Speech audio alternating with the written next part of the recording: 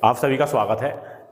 देखिए, UP police भर्ती से जो जुड़ा हुआ विवाद है वो लगातार चलता चला जा रहा है और ये आप सभी को भी पता है कि भाई साहब पेपर तो लीक हुआ है। इसी मामले में सरकार तक ये वाली बात पहुंच भी चुकी है और कहीं ना कहीं सरकार को ये भी डर है कि सारे के सारे छात्र मिलकर अगर सामने आ जाए तो कहीं प्रदेश की व्यवस्था खराब ना हो जाए। उधर किसान आंदोलन चल ही रहा है। तो आप सब लोग जो हैं, मैं तो आपसे ये कहूंगा कि हमारी जो आवाज है जैसे चल रही है उसे वैसी चलने दीजिएगा, उसे कमजोर ना पड़ने दें। और मैं आपको अपडेट बताता हूं कि क्या क्या सरकार ने फैसला लिया है और क्या क्या आगे कदम उठाए हैं। आप सभी को पता चल गया होगा, एक जांच समिति का गठन किया गया है, उसे हम देखते हैं जरा। ये एक न्यूज आ रही है हाल फिलहाल की, उसमें ये बताया जा रहा है, ये एबीपी न्यूज की है। ये कह रहे हैं कि यूपी पुलिस सिपाही भर्ती परीक्षा मामले में योगी सरकार ने बड़ा फैसला ले लिया है। हमारी जो अध्यक्ष जी हैं रेणुका मिश्रा जी और एडीजी अशोक कुमार सिंह जो है, उनकी अध्यक्षता में एक समिति बनाई गई है। और मतलब पेपर लीक तो हुआ था, उसके साथ साथ कई सारी चीजें भी हो गई थी। उसमें पेपर की छपाई में गड़बड़ी है, पेपर देर से पहुंचा, सनी लियोन का एडमिट कार्ड भी आपने सुना होगा, सनी लियोन का एडमिट कार्ड जारी कर दिया। बताओ, मतलब मजेखोर करने वाले कुछ ना कुछ करेंगे जरूर।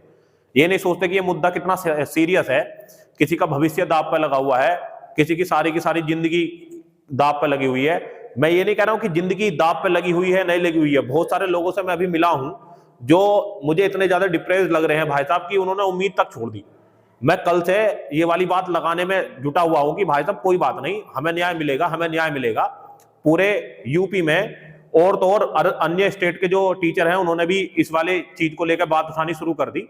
लेकिन मैं बच्चों को समझाने में लगा हुआ हूं कल से कि आप परेशान ना हो, री एग्जाम होगा और ऐसी उम्मीद भी है कि री एग्जाम हो जाएगा। ठीक है, और हमारा प्रयास तो ये रहेगा कि भाई री एग्जाम होना चाहिए, क्योंकि जो गलत है तो है। लेकिन सरकार जो है वो इसमें फैसला ले रही है। सरकार ने एक समिति का गठन किया है।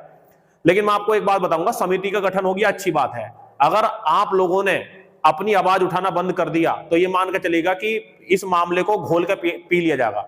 ये मान के चलेगा कि ये मामला है, मामले का मामला ही रह जाएगा। ठीक है, तो मैं आपसे ये कहूंगा कि धीरे धीरे सोशल मीडिया के माध्यम से जैसे भी आप कर रहे हैं, शांतिपूर्ण तरीके से आप लोग यहाँ पे काम करते रहे। कल ठाकुर द्वारा जो हमारी जगह है, यहाँ से भाई साहब रैली भी निकली थी और एसडीएम साहब को ज्ञापन भी दिया हमने। एसडीएम साहब का हालांकि इसमें कोई रोल है नहीं, लेकिन हम अपनी बात सरकार से किसके माध्यम से पहुंचाए। ठीक है, इसमें तो ना तो डीएम कर सकते, ना कोई एसडीएम कर सकते, इसमें तो भर्ती बोर्ड करेगा या सरकार करेगी सीधा। तो हमने उनसे अपनी बात रखी, उन्होंने भी, आप वीडियो देख सकते हैं हमारे चैनल पर पड़ी है, उन्होंने भी कहा कि हाँ, हम अगर ऐसी कोई गड़बड़ी हुई है तो उसकी जांच के लिए समिति गठित की गई है, वो आगे फैसला लेगी। तो मैं आपसे ये कहूंगा कि धैर्य बनाए रखें, निराश बिल्कुल भी ना हो भाई साहब, टूटने की बिल्कुल जरूरत नहीं है। एक नौकरी कोई हमारा ये नहीं है कि जिंदगी बर्बाद हो गई या खराब हो गई है, तो बहुत बड़ी बात मैं मानता हूं। 5-5 साल से, 4-4 साल से हम तैयारी कर रहे हैं, दुनिया भर के ताने सुनने को मिले होंगे, इधर उधर के ताने मिलते हैं, कोई पड़ोसी ताने दे रहा है, कोई रिश्तेदार ताने दे रहे हैं कि तुमसे कुछ हुआ नहीं, और एक वैकेंसी आई तो भाई साहब वो भी क्या हो रही है, वो भी लीक हो जा रही है। ठीक है, तो कहीं ना कहीं गड़बड़ तो है। और भाई साहब ये गड़बड़, मैं तो ये कहूंगा कि दोनों शिफ्टों के एग्जाम कैंसिल होने चाहिए। ठीक है, संभावना जो है प्रबल वो ये नजर आ रही है कि 18 का तो कैंसिल हो ही जाएगा, जहां तक मैं सोच पा रहा हूं, जितना भी मैंने चीजें देखी है, सुनी है, समझी है। अगर यही माहौल चलता रहा है जैसा अब चल रहा है तो ये मान कर चलिएगा कि दोनों मीटिंग का एग्जाम मेरे हिसाब से कैंसिल हो जाएगा। मैं इसमें श्योर नहीं हूं, क्योंकि भाई साहब मैं कोई समिति का मेंबर नहीं हूं, ना ही मेरा कोई वो। मैं एक अनुमान लगा के ये कह रहा हूं कि जिस हिसाब से हमारे पूरे प्रदेश में विरोध प्रदर्शन हो रहा है, अपनी बात रखी जा रही है, तो मैं नहीं कहूंगा कि कोई भी सरकार इतनी ज्यादा निर्दयी होगी कि भाई साहब वो छात्रों की बात सुने नहीं। और रही बात उसकी, भाई साहब जायज न्याय है, जायज मांग है ना, हमारी मांग भी तो जायज है, हम कोई नाजायज मांग तो कर नहीं रहे। ठीक है, और बताता हूं, सरकार ने यह भी कहा है, मतलब आयोग जो है वो अभी भी इस बात को नहीं मानने को तैयार है कि पेपर लीक हुआ है। इसमें यह था कि प्रारंभिक जांच में पाया गया कि अराजक तत्वों द्वारा ठगी के लिए टेलीग्राम की एडिट सुविधा का प्रयोग करके सोशल मीडिया पर पेपर लीक संबंधी भ्रम फैलाया जा रहा है। ठीक है, और ये कह रहे हैं कि गहन जांच कर रहे हैं हम इसकी। तो ये जो है Uttar Pradesh police requirement and promotion board का ऑफिशियल ही ट्विटर पे इन्होंने एक ट्वीट किया है, ये है इसका। तो आप ये मान सकते हैं कि इतना सब कुछ होने के बावजूद, देखिए मैं आपको एक बात बता दूं, पुलिस भर्ती प्रक्रिया कोई छोटी मोटी प्रक्रिया तो थी नहीं कि भाई जब छोटी भर्ती थी हो गई। दूसरी बात, बोर्ड अपने सिर पे एकदम से आरोप नहीं लेगा। बोर्ड अगर अपने सिर पर आरोप लेगा तो इसका कहने का मतलब ये है कि वे फेल हो गए हैं, और फेल हो गए हैं कोई भी इतनी जल्दी एक्सेप्ट करेगा नहीं। मेरे हिसाब से अगर 1% मान के चलिएगा कि भर्ती कैंसिल नहीं होती तो मामला फिर कोर्ट में जाएगा, सारे के सारे लोग मिलकर, हम लोग, आप लोग मिलकर कोर्ट से भैया अपनी बात कहेंगे। बात रखने का तो हम अधिकार है ना, हाँ या ना। हम कोई गलत डिमांड करने रहे, कोई उपद्रव नहीं फैला रहा, शांतिपूर्ण तरीके से अपनी बात कर रहे हैं। और रही बात उसकी, जब देश का पढ़ा लिखा युवा ही भाई साहब न्याय नहीं ले पाएगा तो उसका होगा क्या आगे को। अगर आप मेरी बात से सहमत है तो बताइए ना भाई साहब, कमेंट करके आप अपनी बात हमारे तक रख सकते हैं, हम उस पर भी आगे देखेंगे कि कहां तक पहुंचानी है। ठीक है, तो कहने का मतलब बस हमारी डिमांड इतनी सी है कि जो पूरा यूपी सारे टीचर लगे हुए हैं, एक सर थे वो लखनऊ जाने की बात कर रहे थे, उन्हें भाई साहब हाउस अरेस्ट टाइप की स्थिति कर दी गई। एक और है वे जाके बात कर रहे हैं बड़े बड़े यूट्यूब चैनल वाले, उनका भी भाई साहब ये सब कर दिया गया। तो इसका मतलब तो ये था ना कि सरकार को कहीं ना कहीं डर है कि भाई साहब माहौल बिगड़ सकता है, तो इसलिए वे क्या कर रहे हैं, वे आवाज को उठने नहीं दे रहे, आवाज दबाने की कोशिश कर रहे हैं, है कि नहीं। तो मैं तो आपसे यही कहूंगा भैया, हम लोग अपनी आवाज धीरे धीरे उठा सकते हैं, बस इस आवाज को गिरने ना दें। जहां आपने आवाज उठानी बंद कर दीजिए, समझ लीजिएगा मामले को घोल के पी लिया जाएगा, समझ हमारी घोल के पी लिया जाएगा, ऐसा हो जाएगा जैसे कभी कुछ हुआ ही नहीं था। तो आपको बस इतना सा ध्यान देना है, अपनी बात को धीरे धीरे चलते चले जाना है, निराश बिल्कुल नहीं होना है। देखो ऊपर वाला न्याय जरूर दिलाएगा, ठीक है, और न्याय के हम भाई साहब, हमें न्याय मिलना ही चाहिए। हम भी तो इस उत्तर प्रदेश के निवासी है, हम भी तो भारत देश के निवासी है। अगर हमें न्याय नहीं मिलेगा तो फिर भाई साहब सरकार से हम क्या ही उम्मीद कर पाएंगे, है कि नहीं। अब कोई एक व्यक्ति तो सरकार है नहीं कि जाके सीधा सरकार से बात कर ले। तो अभी तक जो अपडेट है, ये मान के चलेगा ट्विटर पे भी यूपी पुलिस री एग्जाम के संबंध में कई मिलियन ट्वीट हो चुके हैं, ठीक है, और साथ में बोर्ड अभी तक मानने को तैयार नहीं है कि क्या है क्या नहीं। एक सॉल्यूशन मैं आपके साथ शेयर करूंगा, सर आपको समझाएंगे। आप हमें ये बताइएगा कि ये कितने स्तर तक बढ़िया है, आपकी इस बारे में क्या राय है। हो सकता है कि इसी माध्यम से कोई हमारी बात को सुन ले। आज का मैं न्यूज़पेपर देख रहा था, फ्रंट पेज उस पर था कि लाखों रोजगार के अवसर गढ़े सरकार ने। आप लोगों ने भी देखा होगा। अरे भाई, रोजगार के अवसर गढ़े, प्राइवेट सेक्शन में आप गढ़ ले हैं, तो सरकारी सेक्टर को भी तो ध्यान दो। ऑफिस अभी जाकर देख लो, इतने लाख पद खाली मिलेंगे। सरकार क्या कर रही है, सरकारी स्कूलों में टीचर नहीं है भाई साहब, कह रहे हैं कि अच्छा ऐसा है, मतलब 3 क्लास हैं और 2 टीचर है पढ़ाने वाले, तो कह रहे हैं 6वीं और 7वीं को एक साथ बैठा कर पढ़ा दो। अरे भाई, ये सॉल्यूशन थोड़ा होता, इसका मतलब तो ये था कि आप बसते चले जा रहे हैं, ठीक है। और दूसरी बात ये था कि अगर व्यक्ति को आप सरकारी नौकरी की बात ये रही, जब सरकारी नौकरी होगी तो काम में देरी भी तो नहीं होगी, जायज मांगे भाई साहब। और सरकार का ये दायित्व होता कि वो लोगों को रोजगार के अवसर प्रोवाइड कराए, ठीक है। प्राइवेट तरीके से आप करा रहे हैं, लेकिन भाई साहब सरकारी तरीके से भी तो होना चाहिए। एक व्यक्ति का उम्मीद होता, लोगों का सपना होता कि हमारे कंधे पे वर्दी हो, हमारे कंधे पे भी स्टार हो, लेकिन इसका मतलब ये थोड़ी ना है कि भाई कि बिल्कुल ही सब कुछ हो जाएगा। तो आप अपनी बात को जायज रखिएगा। एक सिस्टम है, मैं आपसे शेयर करना चाहूंगा, बस ये केवल सुझाव है, हमारा सुझाव है। देखिए इस समय इतनी सारी बातें चल रही है ना, तो हर मतलब हम तो ये चाह रहे हैं कि कहीं ना कहीं टीचर ये चाह रहा है कि बस भाई हो जा काम, आप सभी लोगों का हो जा काम। तो एक सुझाव है, आप बताइएगा आप उससे कितने सहमत है कितने नहीं, कमेंट सेक्शन में हमें जरूर बताइएगा, सर आपको समझा देंगे। आप बताइएगा कि ये सिस्टम कैसा रहेगा, ठीक है। सर आइए और सर आगे आपको बताएंगे। देखिए भैया, ये जो भर्ती प्रक्रिया चल रही है, और आप सभी जानते हैं कि पेपर तो देखिए 100% जो है आपका लीक हुआ है, और सारे के सारे सबूत जो हैं हर बच्चे के पास इसके सबूत हैं।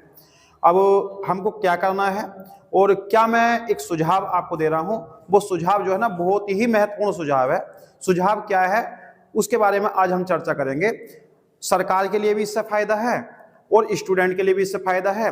नकल किस प्रकार से रुक सकती है, आगे हमको क्या करना है, मैंने एक पूरा प्लान तैयार किया है। मैं मैथ का टीचर हूं तो फैक्ट पर बात करता हूं हमेशा, और फैक्ट टू फैक्ट ही मैं आपको समझाने वाला हूं। तो देखिए आइए, हमारा जो प्लान है वो है क्या भाई। देखिए उस प्लान के बारे में बात कर रहे हैं। हमारा जो प्लान है, आ जाइए। देखिए ये सारे के सारे लड़के जो है भैया रोड पर उतर चुके हैं, ठीक है ना। ये सारे बच्चे जो हैं भैया रोड पर उतर चुके हैं। हमें सुझाव देना था, देखिए समझिए जरा। पहला सुझाव मैं सरकार को या भर्ती बोर्ड को ये देना चाहूंगा, और ये मेरा सुझाव नहीं है, ये इन लाखों छात्रों का सुझाव है। और इस सुझाव से देखिए सरकार का फायदा भी होगा और साथ ही साथ बच्चों का भला भी होगा। क्या क्या फायदे हैं? सबसे पहला देखिए, सबसे पहला सुझाव हमारा ये है कि जो वैकेंसी आपने 60,000 प्लस वैकेंसी जो है, जो एक बार आपने निकाली है, जो एक बार भर्ती निकाली है, वो एक बार ना करा के ना 15,000 की भर्ती उसको आप 4 बार कराते हैं। कितनी बार कराते? 4 बार कराते हैं।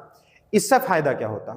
इससे 2 फायदे आपके होते। एक तो होता फायदा किसको भी, सरकार को फायदा होता। एक तो और दूसरा जो है वो फायदा होता किसको, छात्रों को फायदा होता। सरकार को क्या फायदा होता, जैसे स्टूडेंट्स ने इस बार फॉर्म भरे तो देखिए 50 लाख फॉर्म भरे गए। अब 50 लाख फॉर्म भरे गए तो देखिए 50 लाख की फीस भी गई होगी सरकार के पास, 400 रुपए जो है सरकार इसका पे करती है। तो देखिए 50 लाख फॉर्म भरे गए और 400 रुपए सरकार ने इसमें लिए हैं पर बच्चे से। तो यदि मैं इसकी कैलकुलेशन करता हूं तो 2 अरब रुपए इकट्ठे हो जाते हैं, और 2 अरब रुपए यानी कि 200 करोड़ रुपए बहुत बड़ी राशि होती है आपकी ये। तो सरकार को इस भर्ती फॉर्म से ही 2 अरब रुपए की संपत्ति इकट्ठी करने को मिल गई एक बार। लेकिन अब आप ये सोचिए, यदि ये भर्ती 15-15 हजार की होती और 4 बार भर्ती होती है तो देखिए फॉर्म तो फिर भी बार भरे जाते, फॉर्म तो बच्चा बार बार भरता, तो फॉर्म स्टूडेंट बार बार भरता, तो ये फॉर्म 2 अरब रुपए की जगह आपको बताइए 4 बार फॉर्म भरा जाता, तो आपको पता 4 दूनी 8, यानी 8 अरब रुपए जो है सरकार के खाते में आ सकते थे। कितने, 8 अरब रुपए। तो सरकार का ये फायदा हो जाएगा। और स्टूडेंट का क्या फायदा होता, देखिए छात्रों का जो फायदा है वो ये होता कि देखिए किससे पेपर लीक बच जाता। पेपर लीक नहीं होता। पेपर लीक कैसा नहीं होता, देखिए मैं आपको बता देता हूं। जब आपको मालूम है कि भाई 4 या 5 साल बाद यदि वैकेंसी आती है तो हर एक बच्चा ये सोचता है कि भाई इसी वैकेंसी में किसी प्रकार से भी आप सिलेक्शन ले लो, किसी प्रकार से भी। क्यों कि देखिए किसी भी आप जो 18 साल से 22 साल तक आप एज लेते हैं, 18 से 22 4 साल होते हैं हमारे पास। ये भर्ती 4 साल में आ रही है एक बार, तो बच्चा सोच लेता है कि मुझे तो एक बार ही मौका मिलेगा, इसलिए जो है कि भाई मैं तो जैसे भी करूं इसमें साम दाम दंड भेद कुछ भी अपनाऊं, मैं किसी प्रकार से यहां पर सिलेक्शन ले लूं। तो इस सबसे बड़ा जो रीजन है ये पेपर लीक होने का, वो सबसे बड़ा रीजन ये है। आप इसको एक बार प्लान को अपना कर देखिए, ये सोच लो कि आपका बिल्कुल पेपर लीक होना बंद हो जाएगा। पेपर लीक होगा ही नहीं। भर्ती कम निकालिए, बार बार निकालिए। अब देखिए तो ये जो है आपका सबसे पहला फायदा मैंने आपको बताया इसमें कि आप 4 से 5 साल में जो निकाल रहे हैं तो हर साल वैकेंसी निकालिए, ठीक है ना। तो इससे पेपर लीक बच जाएगा, ठीक है ना। पेपर लीक क्यों बचेगा, मैंने समझा दिया आपको। दूसरा है सरकार को योग्य उम्मीदवार मिलेंगे। इससे सरकार को योग्य उम्मीदवार कैसे मिलेंगे, देखिए मैं आपको समझा देता हूं। देखिए आप ये समझिए कि हमारे पास टोटल ये 100 लोग हैं। कितने लोग हैं, 100 लोग हैं, और सरकार इसमें से 60 को सिलेक्ट करना चाहे, 60 को। तो देखिए इसमें जो है 60, ये यहां से लेकर यहां तक हम बात कर रहे हैं, तो आपको तो 60 चले जाएंगे इसमें 60। तो आपको बता देखिए सबसे टॉप का बंदा तो ये है, सबसे टॉप पे ये है, उससे कम ये, उससे कम ये, उससे कम ये, उससे कम ये इस प्रकार से कम होंगे। तो आपको पता 60 लेंगे तो आपको पता यहां से लेकर यहां तक लेने पड़ जाएंगे सरकार को। लेकिन सरकार यदि 15-15 हजार करके अगर 4 सालों में कैलकुलेट कराए तो इसके इस 100 में से टॉप 15 जाएंगे। अगले साल फिर क्या होगा, फिर 100 में से टॉप 15 जाएंगे। तो सरकार को ना क्वालिटी मिलेगी, सरकार को ना योग्य उम्मीदवार मिलेंगे। और दूसरी बात देखिए, एक बात तो आपको पता भी है कि सरकार जो है अगर मान लो 60,000 की वैकेंसी एक बार कराती भी है तो क्या सरकार एक बार इनको ट्रेनिंग पर भेज देगी? सरकार इनको ट्रेनिंग पर भी 4 बार भेजेगी। सरकार इनको ट्रेनिंग पर भी 4 बार भेजेगी, क्योंकि सरकार के पास ट्रेनिंग के लिए इतने जो है संसाधन ही नहीं है कि सबकी एक बार ट्रेनिंग कराई जा सके। पिछली भी आपने देखा होगा कि 40,000 की वैकेंसी हुई थी, उसमें भी 2-3 बार ट्रेनिंग पर गए हैं, 2-3 शिफ्टों में गए हैं। तो देखिए सरकार के पास भी धीरे धीरे करके चीजें चली जाएंगी। और अगर मान लो हम एक बार कराते हैं तो भैया उनको क्या करना पड़ेगा कि पहले वो भर्ती करा लेंगे, उसमें धांधली हो जाएगी। धांधली इसलिए हो जाएगी क्योंकि बच्चों को मौका नहीं मिलता बिल्कुल भी। फिर पता चला कि आपका ट्रेनिंग में भी समस्या आ जाती है कि भाई एक की ट्रेनिंग पहले हो गई, फिर वो 1 साल वेट कर रहा है, उसकी ट्रेनिंग फिर हो गई। तो फायदा क्या हुआ इससे? निष्कर्ष तो वही निकला। आप ये थोड़ी दिखाना चाहते हैं कि भाई हमने 60,000 वैकेंसी दी, इतनी बड़ी वैकेंसी दी, अरे फिर भी वो कैलकुलेट हो जाएगी, फिर भी वो क्या हो जाएगी, कैलकुलेट हो जाएगी। इसका देखिए और फायदे क्या क्या है। देखिए इसके एक फायदे ये हैं कि ये देखिए फायदे ज्यादा सरकार के हैं। जब सरकार मान लो ऐसा काम करेगी तो सबसे पहले क्या होगा, भाई सरकार, छात्रों का सरकार पर विश्वास बना रहेगा कि वैकेंसी आएगी, और विश्वास ही सबसे बड़ी चीज होती है। इसके बाद क्या है, सरकार का वोट बैंक बढ़ेगा। जब सरकार जो है बार बार वैकेंसी निकालेगी तो देखिए कम ही वैकेंसी निकाले, लेकिन बच्चों को एक विश्वास होता है कि भाई वैकेंसी आएगी, तो सरकार का क्या होगा, वोट बैंक भी बढ़ेगा, बच्चा खुश रहेगा। अब देखिए इसमें बच्चा निराश है, आपका वोट बैंक भी क्या हो रहा है, इससे कम हो रहा है। तो देखिए मैं तो यही कहूंगा कि सरकार का विश्वास बना रहे, ठीक है ना। सरकार बच्चों को जो है, छात्रों का जो है सरकार पर क्या बना रहे, विश्वास बना रहे। सरकार का वोट बैंक भी इससे क्या हो जाएगा, बढ़ जाएगा। और क्या होगा, डिपार्टमेंटों में जो अनियमितता दर है, जो अनियमितता हो रही है, कर्मचारी काम है, वो भी आपको पता है कंटिन्यू क्या होते रहेंगे, पर्याप्त रूप से काम करते रहेंगे, ठीक है ना। कुछ रिटायर होते चले जाएंगे, धीरे धीरे करके बढ़ोतरी होती रहेगी, कुछ रिटायर हो रहे हैं, कुछ बढ़ोतरी हो रहेगी। तो इस प्रकार से देखिए सरकार के लिए भी मैंने एक प्लान तैयार किया था कि सरकार और भर्ती बोर्ड इस पर चाहे तो अमल कर सकती है। देखिए बाकी तो देखिए मेरा एक छोटा सा सुझाव था, ये मेरा सुझाव नहीं है, ये लाखों छात्रों का सुझाव है। इस सुझाव को बस मैं एक माध्यम हूं आप तक पहुंचाने का। अगर ये अच्छा लगे तो भाई सभी बच्चों से मैं कहना चाहूंगा कि सरकार तक इस वीडियो को जरूर पहुंचा दीजिए। इस वीडियो को ना अधिक से अधिक शेयर कीजिए ताकि ये सरकार तक ये वीडियो पहुंच जाए, ताकि इस सुझाव को ये फॉलो कर पाए। एक और सुझाव था, ये मेरा सुझाव नहीं है, ये भी बहुत बच्चों का सुझाव है। वो सुझाव क्या है कि देखिए भर्ती का ना एग्जाम कैलेंडर जारी कर दो आप। भर्ती का एग्जाम कैलेंडर जो है वो जारी कर देना चाहिए, बस क्योंकि पता होना चाहिए बच्चों को कि भाई इस समय एग्जाम फॉर्म भरे जाएंगे, इस समय वैकेंसी की जो यानी कॉल लेटर आ जाएंगे, इस समय आपकी जो है ये पेपर की डेट है, और इस समय आपका रिजल्ट आ जाएगा, इस समय आपकी ज्वाइनिंग हो जाएगी, काम खत्म। सभी बच्चों को पता है कब से तैयारी करनी है, कब से करनी, काम खत्म। अब इसमें क्या है, तुम्हें पता नहीं कि कब वैकेंसी आएगी कब नहीं होगी। चटर पटर जैसे मान लो पटाखे फोड़ दिए एकदम से, लगाया 1 महीने में वैकेंसी, 1 महीने में सब कुछ चटर पटर कर दिया, ठीक है ना। तो भैया ऐसा तो देखिए आप जानते हैं, आपने एक कहावत भी सुनी होगी कि भैया देखिए जल्दी का काम शैतान का काम होता है, और वही काम इस समय हो रहा है। जल्दी का काम शैतान का काम होता है। कहते हैं ठंडा करके खाओ, धीरे धीरे खाओ, बड़ा मजा आता है। तो ठंडा करके खाने में ही देखिए मजा है। जल्दी तो देखिए जल्दी का काम भैया शैतान का काम होता है, वो काम ना किया जाए। तो देखिए क्या हो, भर्ती का जो है एग्जाम कैलेंडर वो भी क्या होना चाहिए भैया, जारी होना चाहिए। भर्ती का एग्जाम कैलेंडर जारी कर दो, ठीक है, और समय पर जो है भर्ती प्रक्रिया पूरी करा दो। भर्ती के यानी एग्जाम कैलेंडर में ही सब चीजें आ जाती है। देखिए जैसे आप देखते हैं कि बैंक का एग्जाम होता है भैया, उसका कैलेंडर जारी हो जाता है। रेलवे ने भी अपना कैलेंडर जारी करना चालू कर दिया, एसएससी का कैलेंडर जारी कर देता है। तो आप बताइए यूपी ट्रिपल एससी और आपकी पुलिस भर्ती बोर्ड जो है वो अपना कैलेंडर कब जारी करेगी? कुछ पता ही नहीं है कि कब क्या चीज होने वाली है, कब नहीं। दरोगा की वैकेंसी कभी आ रही है, कभी जा रही है, कुछ पता है नहीं पता है। आप बताइए कौन सा बच्चा आपका एग्जाम में ऐसा होगा जो 140 प्लस नंबर ले आएगा? मेरे सामने लाइए। देखिए मैं भी शिक्षक हूं और मैं भी पढ़ाता हूं, मैं इंटरव्यू लेने तैयार हूं। मैं बच्चे को ओनली 5 मिनट में ये परख लूंगा कि इस बच्चे ने नकल करी है, ये वास्तव में पास हुआ है। आप मुझे बुलाइए, मैं करता हूं इस बात को। आप एग्जाम जिन बच्चों ने एग्जाम दिया है, जिनके 140 प्लस नंबर हैं, वो आपको होता है, आपको तुरंत पता चल जाएगा कि किस बच्चे ने नकल की है, किस बच्चे ने नकल नहीं की है।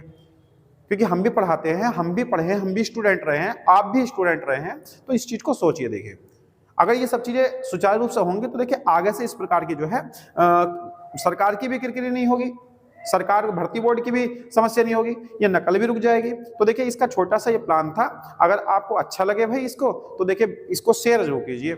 और खासकर देखिए मैं भर्ती बोर्ड से ही कहना चाह रहा हूँ कि जो है ये प्लान अपनाइए, ये चीजें अपने आप ही रुक जाएगी, ये सब चीजें अपने आप ही रुक जाएंगी। थोड़ा सा सख्ती और कर दी जाएगी और ये प्लान अपना लिया जाए, किसी प्रकार की कोई समस्या आपकी नहीं आएगी, ठीक है ना।